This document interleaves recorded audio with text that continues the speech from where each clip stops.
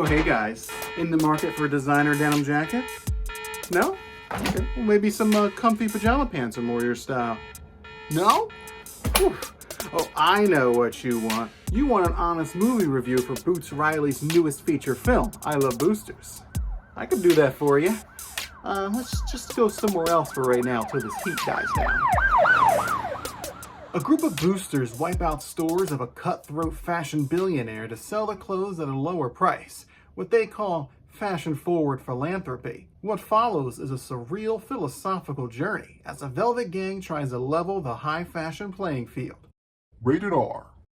The trailer for I Love Boosters does not tell you what this movie really is. When I first saw it, I thought it was going to be a zany, fashion-centric heist film. And that is in there for the first act. Then the film takes off all of the creative breaks and descends into madness. That's not a bad thing, I was just flabbergasted by it. I can see people being turned off by it though. As I mentioned in the past, I used to work in retail for 16 and a half years. Shoplifting was a daily occurrence. So much in fact that our units lost per day hit 56 units. Imagine losing 56 pairs of jeans every day. That's crazy. And I know what you're thinking, why do you care? It's only a big corporation losing money. But actually the company would use those numbers to punish the employees with less hours and less raises. And then the company would just write it off as a tax loss. This point wasn't raised directly by writer and director Boots Riley, but there's plenty of other things to digest. Like the large ensemble cast, there wasn't a performance that I didn't like, though there was plenty of room for more character growth. Keke Palmer plays Corvette, the de facto leader of the Velvet Gang Boosters. She's an aspiring fashion designer who looks up to Christy Smith. This is more of a reined-in performance for Palmer, and I think it really works. Taylor Page plays Mariah, another member of the Boosters. I loved her whimsical comedic style, like her ability to hold her breath to lighten her skin. It's one of the funniest parts of the movie. Naomi Ackie plays the third member of the group, Sade. She's more grounded as a mother, another solid performance. A fourth member of the group appears about halfway through the movie, named Jean-Hu, played by Poppy Liu. Her performance is more serious and grounded, but she did join in on the fun of the heists. These four are hilarious together. Their friendship felt very real. My issue is that their personal stories weren't given a lot of thought. Corvette wants to launch a designing career, Mariah wants to provide for the community, and Sade is trying to provide for her family. But that's pretty much all that we know about them. Jin-Ho is given a bit more story because she's fighting for an entire factory. There is some friction within the group, but it feels inconsequential. It's resolved with a few sentences. Demi Moore plays the aforementioned designer Christy Smith. You can tell that she's having a lot of fun with the role, but I wanted her to be a bit more villainous. Lakeith Stanfield plays Pinky Ring Guy, a mysterious love interest for Corvette. He's meant to be a distraction, something that could derail his ambitions, like most men. Personally, I really like Lakeith, plus he's hot,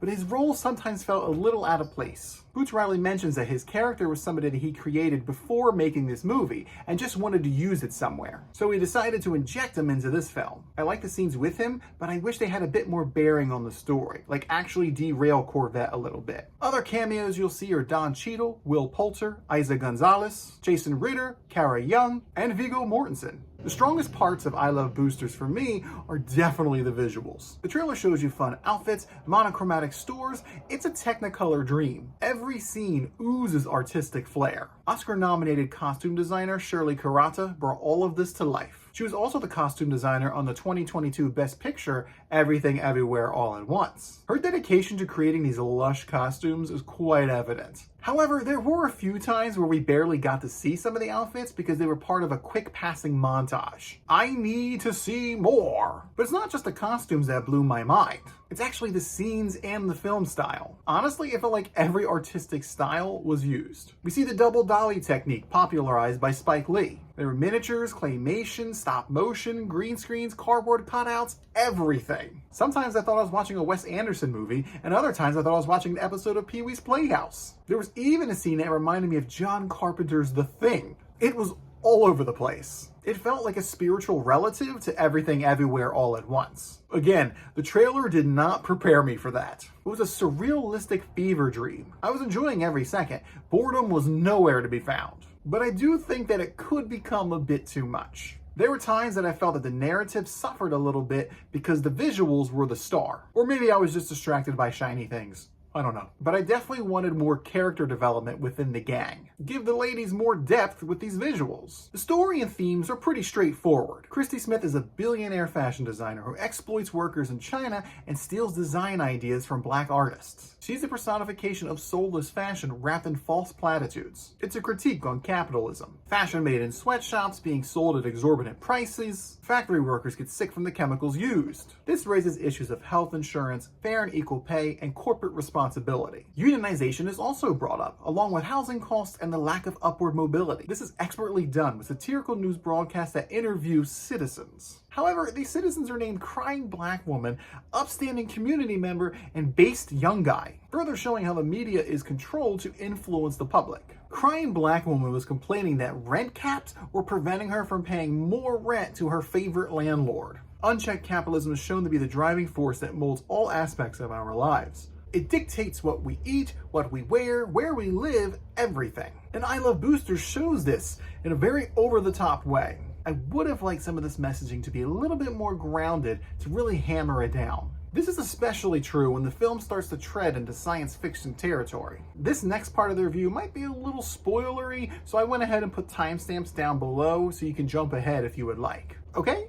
Okay. In the second act of this film, we are introduced to a device that has out-of-this-world capabilities. I didn't see this device at all in the trailer. This is also when the film jumped off the cliff of realism into the chasm of fantasy. Nothing after this was grounded in much reality, which wasn't a bad thing, it was just unexpected. The device acts as a mulligan, allowing the Velvet Gang to enact their plans while pushing forward the themes of the film. I personally found the in-movie explanation pretty confusing. Instead of describing the device in scientific terms, it was described in philosophical terms, mainly Marxism and dialectical materialism. Dialectical materialism is a philosophy asserting that material conditions and contradictions drive societal changes, rather than ideas alone. Now that makes sense within the movie, but the manner in which it's explained in the film feels like word salad, like a thesaurus just vomited all over the script. It didn't help that the character explaining it was speed speaking. I kept trying to follow along and decipher what was being said while the device was being used. The device could make items progress to a future state or regress to a previous state. I wish one of the characters would have spoke up and retorted in that way to help the audience, i.e. me, understand better. I just took it as a device that could evolve or devolve things, like in the 1993 movie Super Mario Bros. In the end, I Love Boosters left my jaw on the floor and my brain racing. It was like watching a cartoon become an acid trip. I absolutely love the visuals and the music. I was just glued to the screen for the whole hour and 45-minute runtime. But some of that exposition went right over my head. And the overall story lacked the character growth that I think these ladies really deserved. So that is why I'm giving Boots Riley's I Love Boosters the whimsical score of 8 out of 10. If I was just going off of visuals, this movie would easily have been a 9 or even higher. But sometimes the message is drowned out by all the zaniness. I think a second viewing will definitely open up my eyes to more. But did any of you see I Love Boosters? If so, teleport to the comments below and tell me all about it. And don't forget to like the video and subscribe to the channel to give me fair and equal views here on YouTube. Thanks for watching, and now you know where to go for all your honest and entertaining film reviews.